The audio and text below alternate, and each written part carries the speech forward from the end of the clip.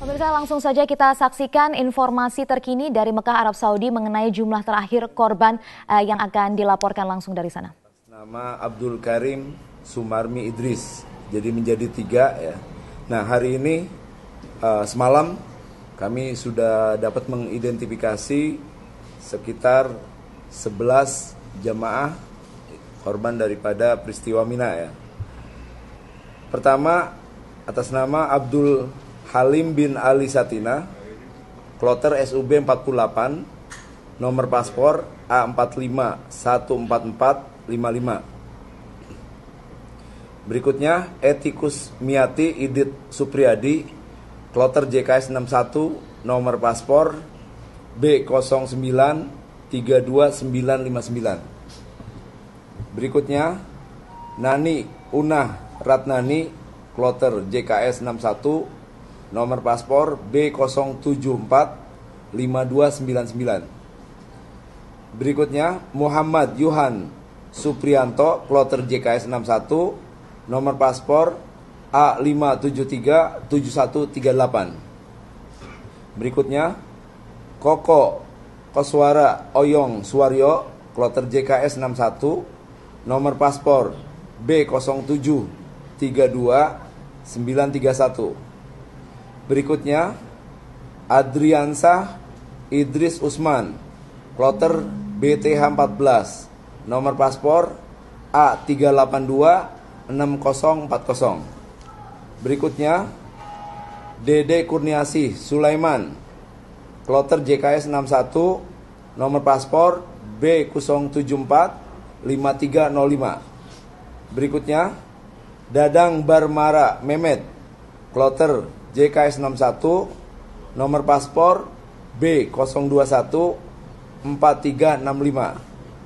Berikutnya Yahman Mistan Meslan, kloter UPG 10, nomor paspor B0693120. Berikutnya Ratna Abdul Ghani Muhammad, kloter BDJ 1, nomor paspor A0912791. Berikutnya Susimah Slamet Abdullah, kloter SOC 62, nomor paspor B0874968. Jadi total seluruhnya sampai hari ini jam 13 itu mencapai 14 jamaah haji. Adapun jumlah jemaah yang mengalami cedera dan masih dirawat di Rumah Sakit Arab Saudi sebanyak 6 orang. Pertama, Julaiha Alam dari kloter BTH 14, nomor paspor B1306305. Saat ini masih dirawat di Rumah Sakit Jisrul Mina. Kedua, Ubaid bin Komarudin dari kloter JKS 61 dengan nomor paspor B0745300. Saat ini masih dirawat di Rumah Sakit Jisrul Mina ya. 3, Ending bin Rukanda dari kloter JKS 61, nomor paspor B0745297, sama masih dirawat di Rumah Sakit Jisrul Mina. Keempat, Arninda Idris dari kloter BTH 14 dengan nomor paspor B1307797. Saat ini dirawat di Rumah Sakit King Abdullah Mekah. Nomor 5, Fadilah Nurdin dari kloter BTH 14, nomor paspor B1306258. Saat ini dirawat di Klinik 107 Mekah. Dan yang terakhir, Ibu Yusniar yang kemarin dirawat di Rumah Sakit An-Nur Mekah, Yusniar Abdul Malik dari kloter MES 781 BB 1060451. Saat ini sudah dipindahkan dan dirawat di Rumah Sakit King Fahad Angkatan Bersenjata di Jeddah ya. Sampai dengan saat ini kami terus menghimpun data jemaah haji yang belum kembali ke maktab atau pemondokan. Dari 225 data jemaah yang belum kembali yang kami rilis kemarin, sebanyak 100 saat ini tersisa 112 orang atau jamaah dengan rincian sebagai berikut. 1. Kloter BTH 14 sebanyak 14 orang yang belum kembali. Kloter SUB 48 sebanyak 16 orang. Kemudian kloter JK 61 sebanyak 64 orang. Kemudian kloter UPG 10 sebanyak 7 orang. Dan terakhir kloter SOC 62 sebanyak 11 orang yang belum kembali. Demikian, terima kasih. Ya, terima kasih. Kami akan terus-menerus berupaya semaksimal mungkin untuk memperoleh data yang tepat dan akurat menyangkut jemaah haji Indonesia. Sebagaimana kita ketahui masih ada sejumlah jamaah yang hingga kini belum kembali ke maktab. Koordinasi kami tentu dengan pihak pemerintah setempat, teman-teman yang ada di lapangan dan juga teman-teman kita dari KJRI, khususnya karena mereka memiliki akses untuk berhubungan dengan instansi yang ada di Arab Saudi. Kami atas nama pemerintah ingin menyampaikan bela sungkawa yang sedalam-dalamnya atas wafatnya jemaah haji Indonesia pada peristiwa Mina beberapa hari yang lalu, dan tentu kita sama-sama berdoa mudah-mudahan segala kesalahannya diampuni oleh Allah Subhanahu wa taala. Kemudian segala amalnya diterima dan mereka menjadi haji yang mabrur. Demikian, kalau ada pertanyaan saya persilakan. Pak, Adi Menkoordinator, ya, dari 225, 112 belum kembali. Yang ditemukan itu posisi terakhir mereka di mana dan alasan mereka tidak ditemukan itu kenapa? Ya, jadi dari 225 kemudian berkurang itu karena mobilitas mereka di samping ada di Mina untuk melakukan kegiatan melontar, mereka juga ada yang kembali ke hotel, ya, kembali ke maktabnya yang ada di Mekah, sehingga waktu kita melakukan pendataan, Ketua Kloter mengatakan bahwa mereka hingga sekarang belum kembali ke maktab. Tapi kemudian belakangan kita lakukan cross check, ternyata mereka ada di hotel.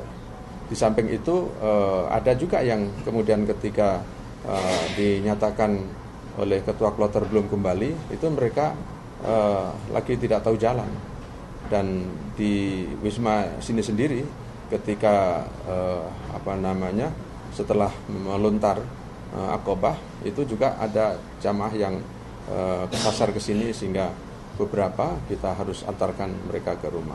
Itulah antaranya yang kemudian mengurangi jumlah jamaah yang semula dinyatakan belum kembali ke maktab lalu sekarang sudah berkurang. Sisanya sendiri kapan bisa disisir oleh petugas untuk kembali ditemukan? Ingat 12. Ya, saat ini terus-menerus kita mengerahkan tenaga-tenaga kita, khususnya tenaga yang tergabung dalam Satuan Operasi Armina. Ini yang kemudian kita beri tugas untuk melakukan penyisiran melalui sektor-sektor yang ada di lingkup haram ini, karena 2 hari ini banyak jamaah yang kemudian bepergian ke haram untuk melakukan ifadah, ya, dan kondisi Mekah saat ini masih dalam kondisi macet, sehingga kita telah mengerahkan sektor dan kemudian tenaga operasional Arafah untuk melakukan pencarian dan melakukan juga penyisiran di tempat-tempat yang diduga mereka ada di sana, seperti tadi itu di hotel, ya, tempat tinggal mereka, sementara temannya masih ada di Mina. Jamil, apa sebenarnya kendala utama begitu lambannya proses identifikasi?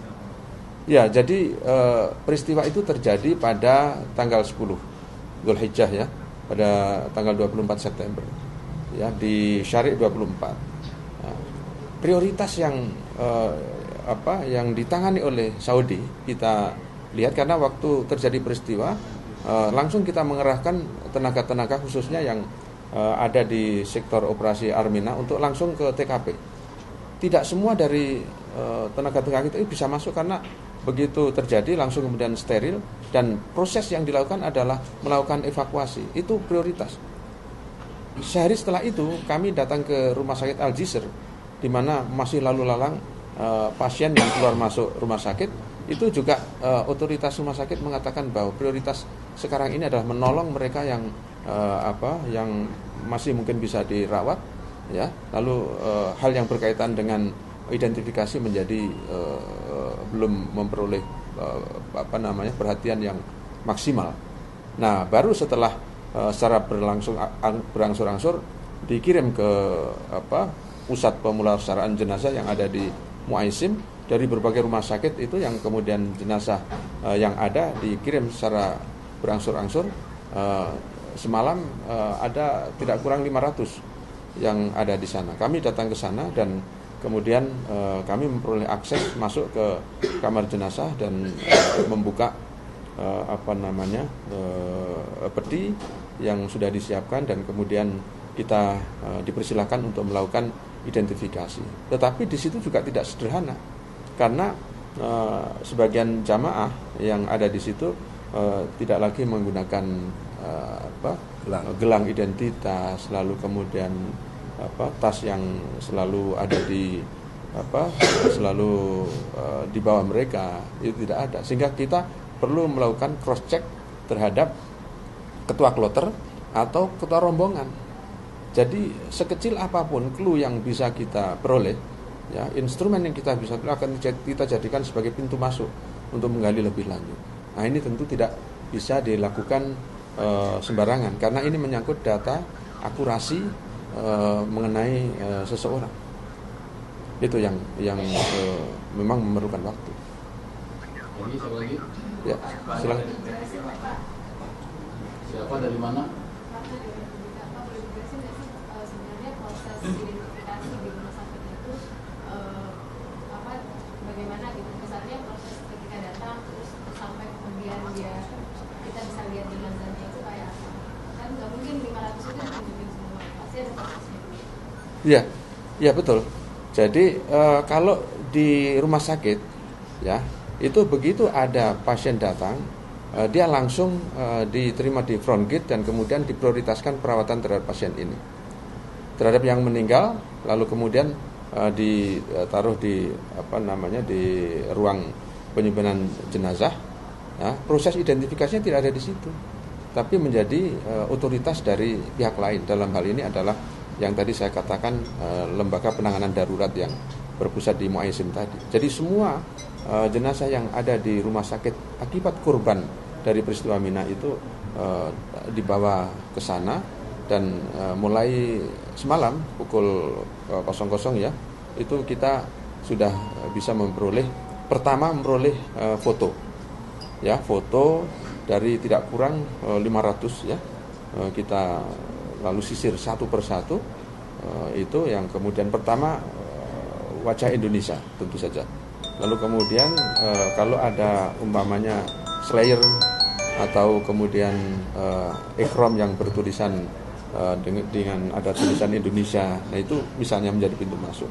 Setelah itu maka kita minta izin untuk masuk ke kamar jenazah, melihat langsung jenazah itu, barangkali ada tanda-tanda yang masih bisa kita jadikan sebagai pintu masuk untuk mengetahui siapa orang ini sebenarnya. Kalau itu semua tidak ada, maka kita perlu cross check kepada ketua kloter, dan itu kita lakukan misalnya untuk mengidentifikasi seseorang yang sama sekali tidak ada tanda-tanda, gelang tidak ada, lalu kemudian paspor tidak ada, itu nomor